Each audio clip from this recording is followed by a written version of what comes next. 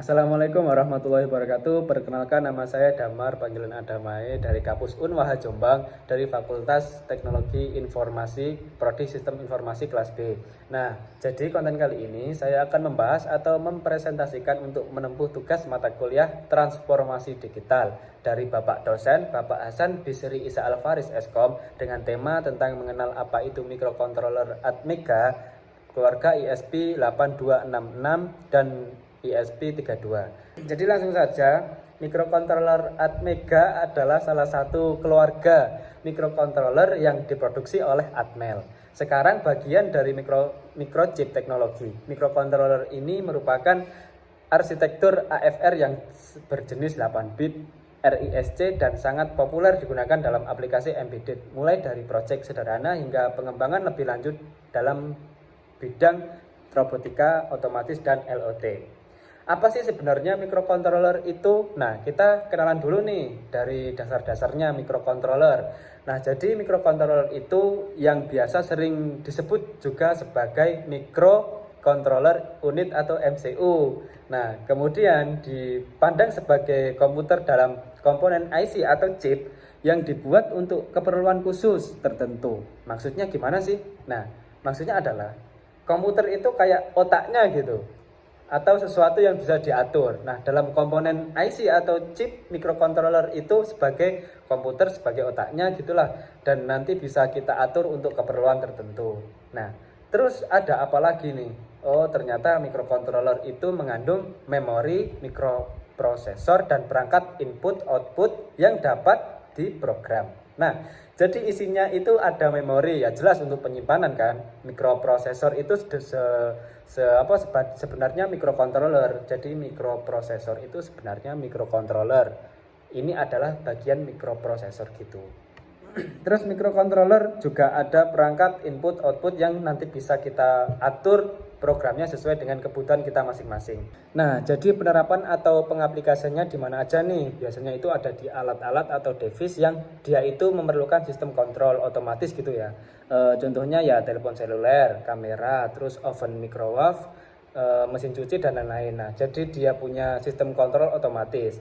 Pasti ketika dia menggunakan kontrol otomatis pasti menggunakan microcontroller gitu. Selanjutnya adalah ada banyak jenis microcontroller yang dapat diprogram sesuai kebutuhan. Yang kayak seperti saya bilang tadi, misalkan kita butuhnya telepon seluler dengan mesin cuci, ya jelas beda gitu programnya. Makanya beda jenis ya juga beda programnya. Kurang lebih kayak gitu. Pengguna memilih jenis sesuai kebutuhan. Kalau kita gunain microcontroller atau jenis microcontroller yang sesuai dengan kebutuhan kita, kalau misalkan kalian butuhnya untuk program sebuah telepon, ya akan berbeda dengan yang digunakan untuk program mesin cuci atau microwave gitu. Selanjutnya microcontroller yang dapat diprogram atau programmable memiliki pin atau kaki-kaki output dan input serbaguna atau general purpose.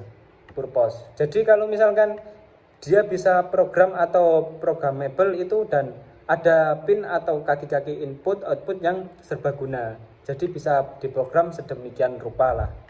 Nah, terus kalau set inputnya, kalau dijadikan sebagai input, ini pin-pinnya yang bisa membaca sinyal dari luar atau sebagai sensor. Contohnya HP ada sensor sidik jari gitu kan, dan lain-lain. Itulah contoh penggunaan sensor pada microcontroller.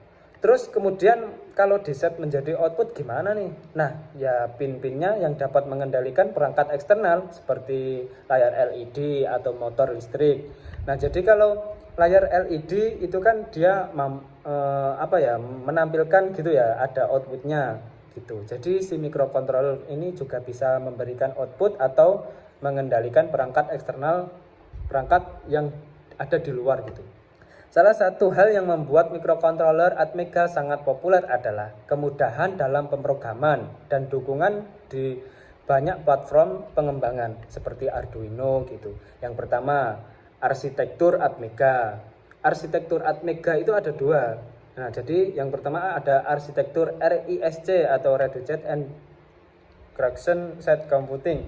Microcontroller Atmega menggunakan arsitektur RISC yang berarti ia hanya menggunakan set instruksi yang lebih sederhana dan lebih sedikit dibandingkan dengan arsitektur CISC, Complex Instruction Set Computing. Keuntungan dari arsitektur CISC adalah instruksi lebih cepat. Mikrokontroler dapat menjalankan lebih banyak instruksi dalam waktu yang lebih singkat gitu. Nah, terus penghematan sumber daya, komputasi lebih efisien dalam hal penggunaan memori dan daya. Mikrokontroler Atmega biasanya memiliki satu set instruksi yang terbatas, tetapi cukup untuk melakukan operasi dasar yang diperlukan dalam banyak aplikasi gitu. Yang nomor 2, lalu ada 8 bit prosesor. Atmega adalah mikrokontroler dengan prosesor 8 bit, yang berarti data yang diproses dalam satu waktu adalah 8 bit. Ini membedakannya dari mikrokontroler 16 bit atau 32 bit yang dapat memproses lebih banyak data dalam satu siklus gitu. Terus yang nomor 2 ini ada fitur-fitur utama mikrokontroler Atmega. Yang nomor 1 ada memori. Mikrokontroler Atmega dilengkapi dengan beberapa jenis memori yang sangat penting dalam menjalankan program dan menyimpan data. Nomor 2 ada port I atau O, input atau input gitu maksudnya. Mikrokontroler Atmega memiliki sejumlah pin input-output yang dapat digunakan untuk menghubungkan sensor, aktuator, atau perangkat lainnya. Pin-pin ini dapat dikonfigurasi sebagai input atau output sesuai dengan kebutuhan aplikasinya. Nomor 3 ada komunikasi serial. Apa itu maksudnya? Mikrokontroler Atmega mendukung beberapa jenis protokol komunikasi serial yang memungkinkan Atmega berinteraksi dengan perangkat lain gitu. Nomor 4 ada timer dan counter. Mikrokontroler Atmega dilengkapi dengan beberapa timer dan counter yang dapat digunakan untuk berbagai aplikasi. Yang nomor 5 ada ADC, Analog to Digital Converter. Fitur ADC pada mikrokontroler Atmega memungkinkan untuk mengubah sinyal analog menjadi sinyal digital gitu. Fitur ini berguna ketika Anda perlu membaca sensor analog seperti sensor suhu atau sensor cahaya dan mengolah data tersebut dalam bentuk digital gitu. Terus nomor 3, model Atmega yang populer. Beberapa model mikrokontroler Atmega yang paling sering digunakan di berbagai aplikasi adalah Atmega 8, Atmega 16, Atmega 32, Atmega 328P, dan Atmega 2560. Nomor 4 ada pemrograman mikrokontroler Atmega. Mikrokontroler Atmega dapat diprogram menggunakan di berbagai bahasa pemrograman dengan bahasa C dan assembly adalah yang paling umum. Berikut adalah beberapa cara umum untuk memprogram Atmega. Ada Arduino IDE, AFR, GCC, ISP, In System Programming. Nomor 5, aplikasi mikrokontroler Atmega. Karena kemampuannya yang fleksibel gitu ya dan mudah diprogram, mikrokontroler Atmega sering digunakan dalam berbagai aplikasi, antara lain yaitu Arduino Project. Terus ada robotika, ada otomatis rumah, untuk pengatur perangkat seperti lampu, kipas, dan sensor gitu. Terus untuk pengontrol elektronik contohnya digunakan dalam perangkat seperti pengatur suhu, jam digital, dan alat ukur gitu. Prototipe cepat, rapid prototyping, karena kemudahan pemrograman Atmega sering digunakan dalam prototyping produk elektronik gitu. Dan yang terakhir nomor 6 nih, ada keuntungan, yaitu keuntungan mikrokontroler Atmega. Yang pertama ada mudah diprogram, terutama jika digunakan dengan platform seperti Arduino. Terus ada ekosistem besar, banyaknya library dan komunitas yang mendukung membuat pengembangan lebih cepat dan mudah gitu. Hemat daya, dapat berproses dalam mode hemat daya sleep mode untuk aplikasi berbasis baterai. Kompatibilitas tinggi, kompatibel dengan berbagai modul dan sensor, membuatnya sangat fleksibel. Terus kesimpulannya yaitu mikrokontroler Atmega adalah pilihan yang sangat baik untuk aplikasi embedded yang membutuhkan kemampuan pemrosesan yang efisien, ukuran kompak, dan konsumsi daya rendah.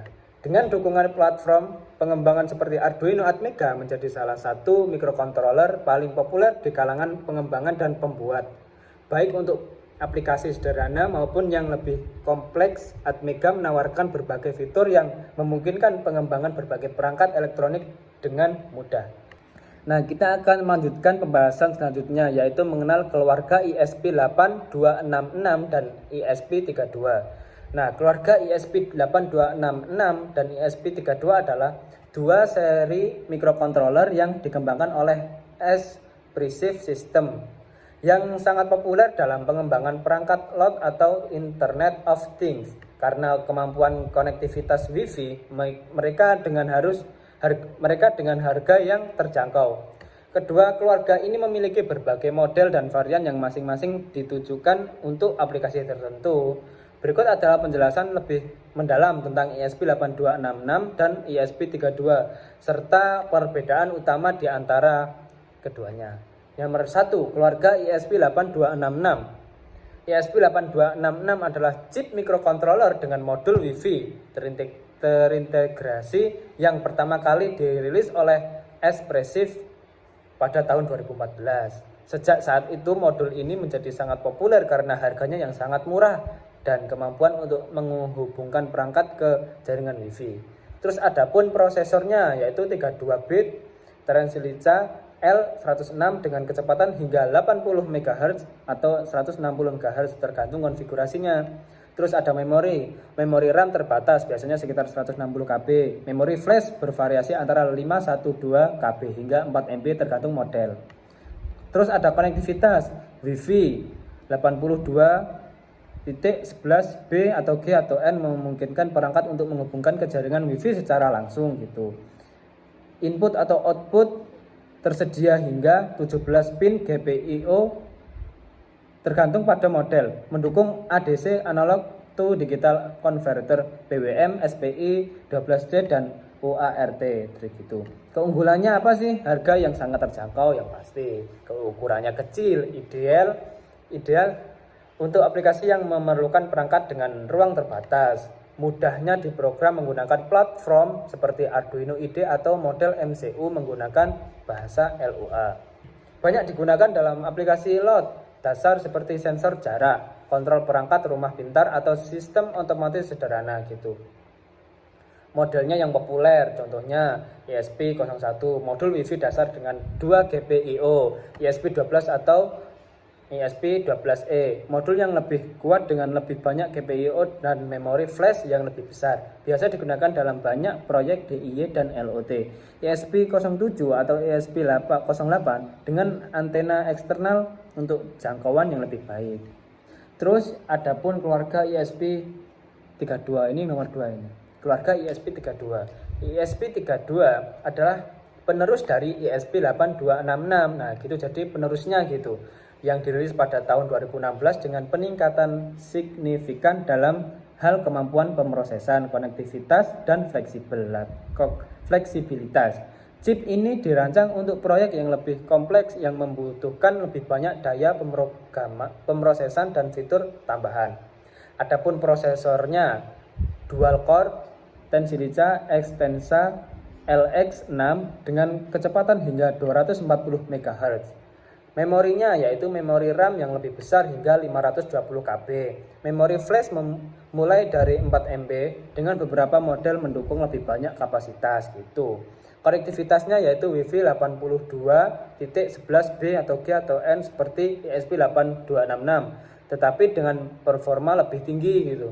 Bluetooth 4.2 dan Bluetooth Low Energy BLE memungkinkan konektivitas ganda Wi-Fi dan Bluetooth untuk aplikasi yang lebih canggih gitu. Input atau outputnya lebih banyak GPIO hingga 34 pin GPIO pada beberapa model. Mendukung lebih banyak fitur seperti ADC, DAC, PWM, 12C, CPI, OART, CAN, dan lainnya. Banyak model memiliki sensor HAL, touch sensor, dan IR, infrared, yang berguna dalam berbagai aplikasi sensor dan kontrol gitu. Keunggulannya apa sih? Yaitu dual core memungkinkan pemrosesan yang lebih cepat dan efisien dibandingkan dengan ESP8266.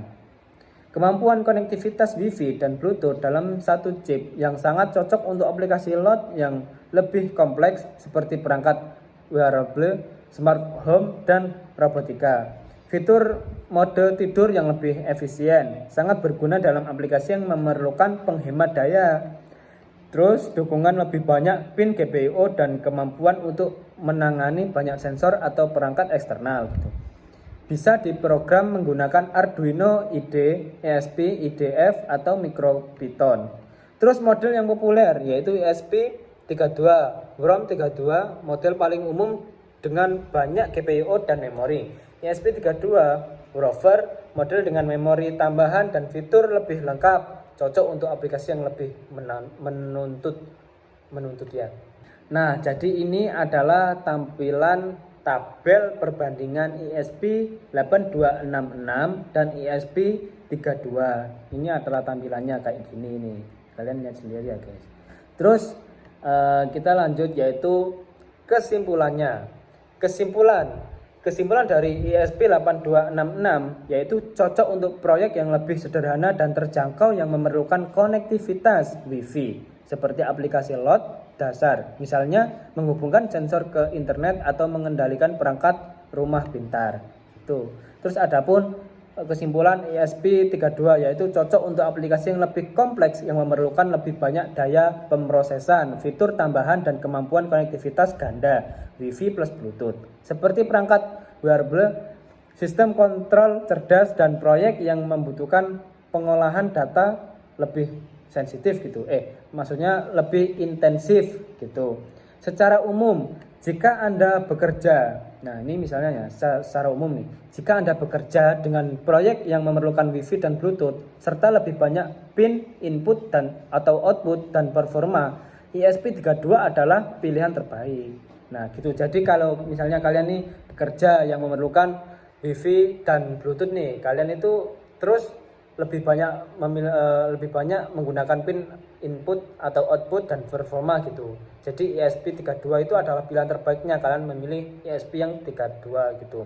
Terus namun jika proyek Anda hanya memerlukan Wi-Fi saja, sederhana dan anggaran terbatas, maka ESP8266 sudah sangat memadai. Nah, jadi cukup sekian gitu saja pembahasan atau presentasi saya, dan kalau kurang lebihnya bisa ditanyakan di kolom komentar, nanti akan saya jawab satu persatu.